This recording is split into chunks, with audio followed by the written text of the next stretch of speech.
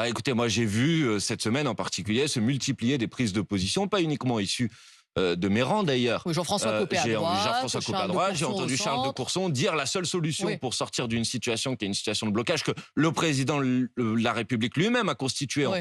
en prenant la décision de dissoudre l'Assemblée nationale, c'est son départ. À partir de ce moment-là, il est normal que les forces politiques qui ont un rôle reconnu dans la Constitution dit les forces politiques concourent à l'expression du suffrage. Il est normal que les formations politiques soient informées de quel serait le calendrier, les modalités d'une élection Vous présidentielle demandez à anticipée. Bruno Retailleau de vous dire comment ça se passe si... Écoutez, la Constitution, Ouais. elle dit une chose très simple sur ce sujet. Elle dit une élection présidentielle anticipée doit se tenir, si elle se tient, dans un délai entre 20 et 35 jours. Ouais. Je lui demande comment ça se passe pour la recherche des 500 parrainages qui sont nécessaires pour présenter des candidats, comment ça se passe pour informer les électrices et les électeurs, est-ce qu'il sera possible dans ce cas-là de s'inscrire sur les listes électorales? Je lui pose un certain nombre de questions précises. Il me semble normal que, pourquoi je le fais à M. Retailleau, parce que c'est le ministère de l'Intérieur en France qui est chargé de l'organisation des élections. Il est normal que le ministre de l'Intérieur informe les formations politiques de comment ça se passe dans ce cas-là. Vous lui demandez au fond de savoir si, s'il sait organiser une présidentielle Je lui anticipée. demande de savoir si ses services travaillent déjà sur cette hypothèse, puisque